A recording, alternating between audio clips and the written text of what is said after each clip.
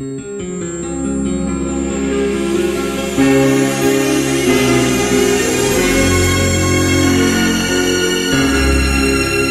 visite chez un de nos partenaires, c'est à Gordes, Atom Architecture, une visite avec son fondateur Rudy Flamand. Bonjour. Bonjour. Merci de nous accueillir dans ce charmant endroit. C'est avec plaisir. Voilà. Donc nous sommes dans un ancien moulin. Oui, c'est cela. Un ancien moulin à l'huile d'olive. À huile d'olive. Qui était un peu le symbole du bureau, hein, qui est devenu le symbole du bureau, puisque c'est un signal fort que nous avons exploité pour en tirer parti et pour signaler notre agence au pied de Gordes. Voilà. Alors Atom Architecture, Atom ça fait penser un petit peu à la maison. C'est un nom que j'avais trouvé à Bruxelles. D'où votre accent? Voilà, mon petit accent belge. Et c'est tout d'abord on est parti sur l'atome. L'atome le mot atome. Atome, oui. En chimie. En chimie, qui est l'ensemble d'éléments.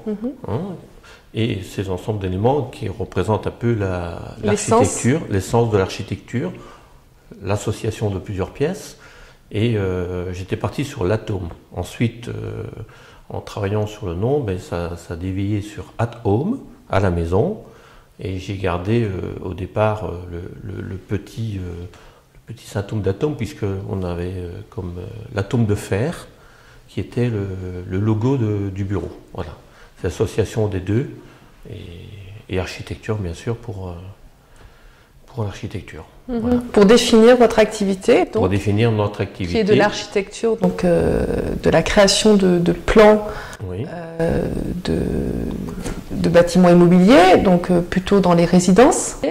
Particulier, notre activité est essentiellement sur de la résidence privée ou des clients privés, parce qu'on ne se limite pas qu'à l'habitation, mais également aux hôtels, au domaine viticole, au commerce, au bureau. Donc on est relativement large, mais notre activité principale, c'est quand même la résidence secondaire, privée bien sûr, dans tout le midi de la France et également à l'étranger.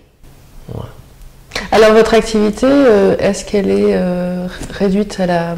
Et si je dis réduit, c'est pas péjoratif, hein, bien au contraire, mais est-ce qu'elle est réduite à la réalisation de plans ou est-ce qu'elle est aussi se développe sur le design, sur la décoration, sur l'art de vivre, sur l'espace de vie aussi? Oui, pour moi l'architecture d'abord c'est une passion.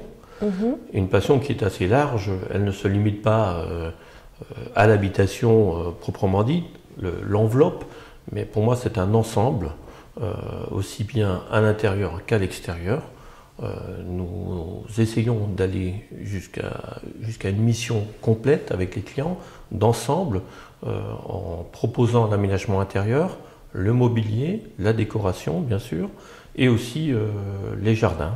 Les jardins parce que c'est mettre aussi en évidence notre architecture et ça fait partie, l'intérieur comme l'extérieur fait partie de notre boulot et j'insiste sur cette mission d'ensemble.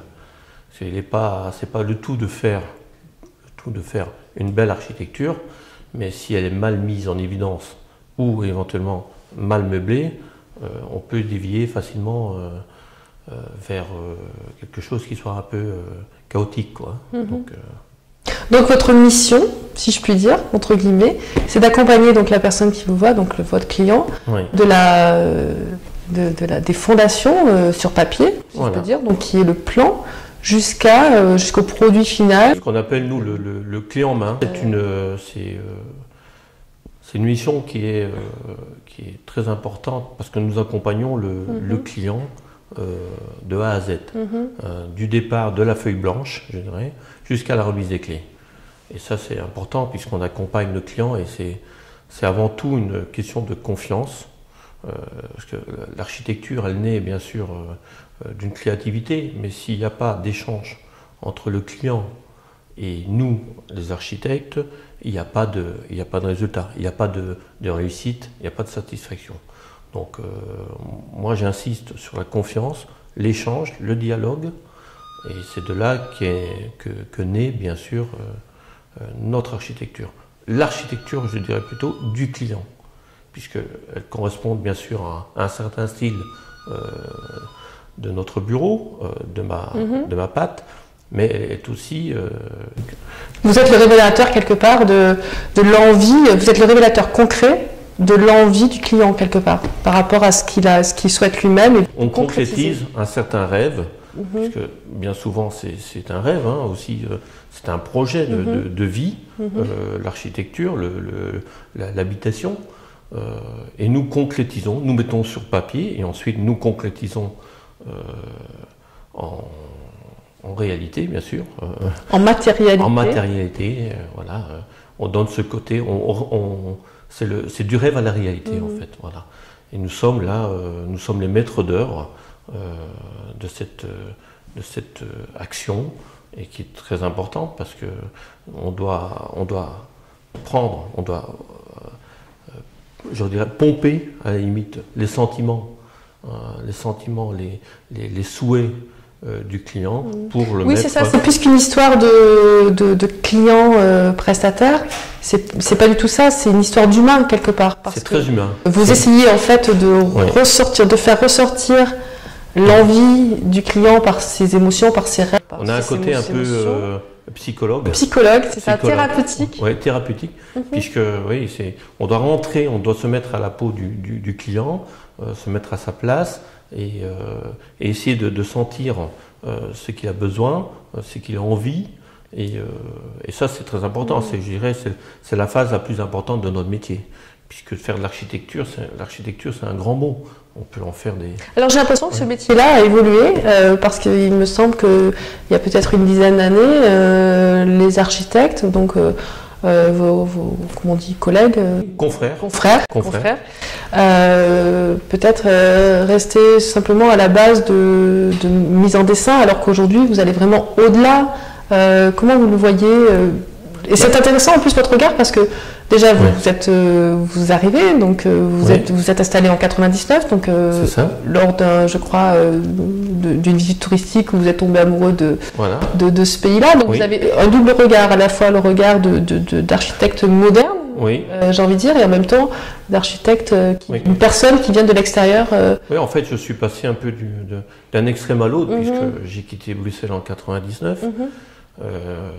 Dans une architecture vraiment traditionnelle et urbaine, puisqu'on était sur Bruxelles, contemporaine aussi, et j'ai fait un grand pas plutôt en arrière, puisque je me suis retrouvé ici à Gordes, où l'architecture est très traditionnelle. On est encore dans la pierre, c'est la pierre le matériau principal, une architecture très traditionnelle, très noble, mais très traditionnelle aussi, qui est l'architecture provençale.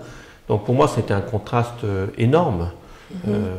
Et ce contraste énorme m'a enrichi, effectivement, m'a enrichi dans ma démarche, dans ma façon de faire, dans ma façon de créer, dans ma façon de concevoir, de percevoir aussi les clients. Puisque la clientèle est complètement différente. Quand vous créez un immeuble de bureau sur Bruxelles, on n'a pas du tout les mêmes objectifs de rentabilité. Ici, on a des gens qui viennent se faire plaisir avant tout, des clients qui viennent se faire plaisir, et ça c'est très agréable. Après, au niveau architecture, j'ai réussi, après quelques années, à faire le mélange du contemporain et du traditionnel. Réussir, ça veut dire quoi? Parce que c'était un défi pour vous, c'était peut-être une éducation aussi à montrer. C'est un défi, c'est plus qu'un compromis, parce que j'aime pas le mot compromis, parce que c'est toujours entre deux, mais c'est un défi, et il a fallu quelques années pour mélanger l'architecture traditionnelle avec l'architecture contemporaine.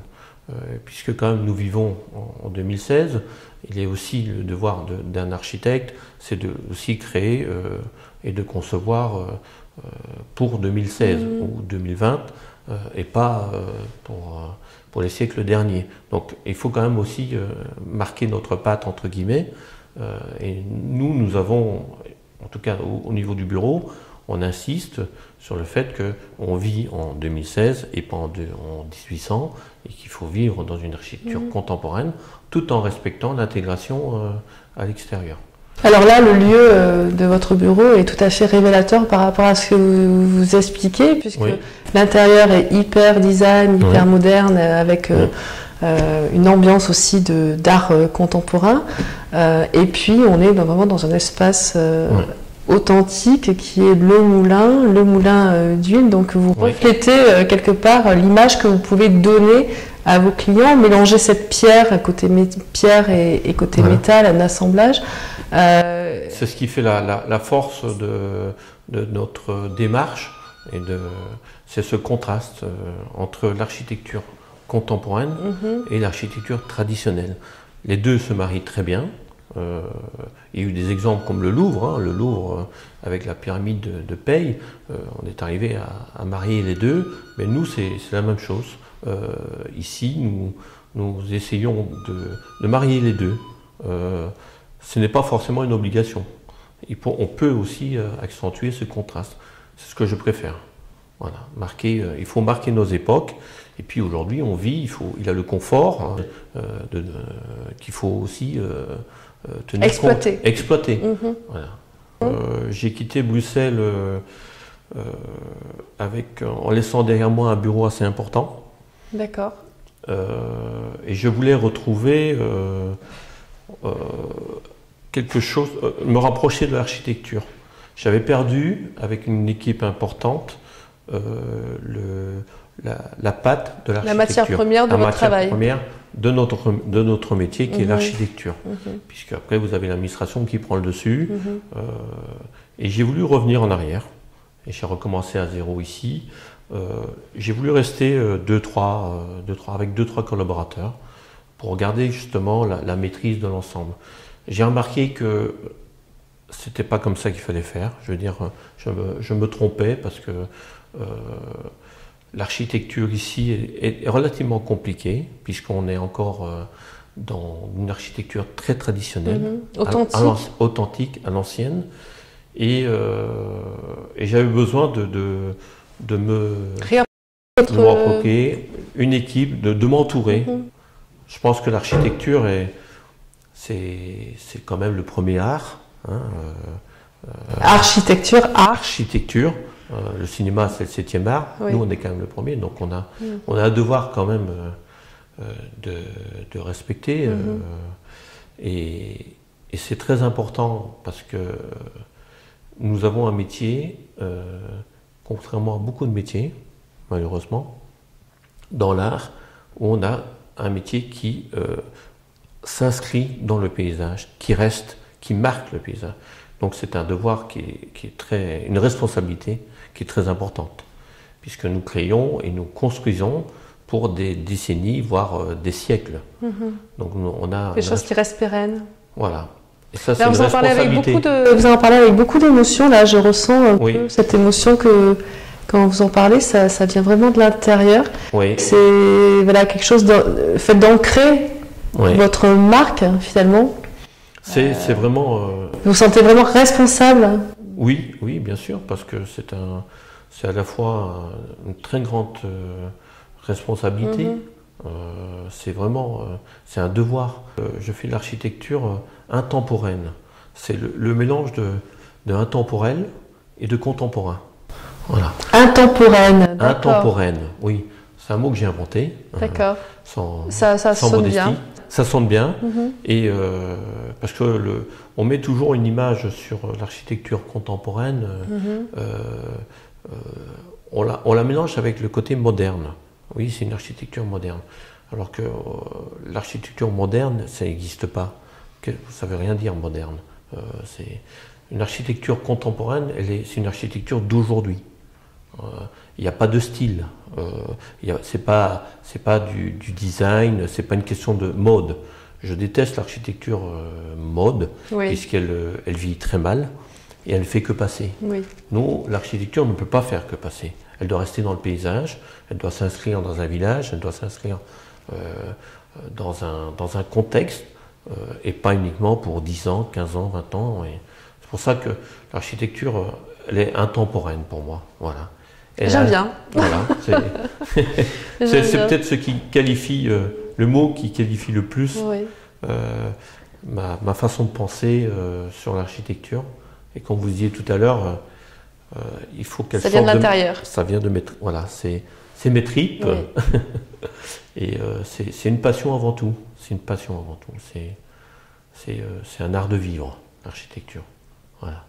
Comment Gordes est arrivé à vous, ou comment vous êtes arrivé à Gordes? Alors Gordes, je ne suis pas arrivé à Gordes, c'est Gordes qui est arrivé à moi. Ah. Ouais, c'est une bonne question. J'ai atterri à Gordes par un client qui était de Bruxelles et qui a acheté des terrains sur Gordes en 1997. Et j'avais déjà construit pas mal de choses pour lui en Belgique. Et il est venu me chercher au bureau pour faire le projet à Gordes. Il m'a dit je voudrais que tu me fasses une maison dans le Luberon. Voilà. Donc je connaissais pas, honnêtement, je connaissais pas le Luberon à l'époque. Je connaissais la Provence, mais pas spécialement le Luberon. Et j'ai dit ben oui, pourquoi pas. Moi j'aime tout ce qui est défi. Donc je l'ai suivi. On est venu à Gordes et quand j'ai vu le terrain, le paysage, et une chose qui m'a marqué, c'est la lumière. On a la chance de pouvoir construire en pierre sèche sur Gordes. Petite parenthèse sur l'investigateur qui est M. Chabert, qui a imposé la pierre sur le poste de 1983 et qui a fait de Gordes ce qu'est Gordes aujourd'hui. C'est une pierre très blonde, effectivement, qui sort de la terre, qui se rapproche aussi du soleil en même temps. La lumière est certainement différente aussi, mais je pense que la lumière en Provence est très forte et pas uniquement sur Gordes. Plus qu'en Belgique? Ah, plus qu'en Belgique, oui.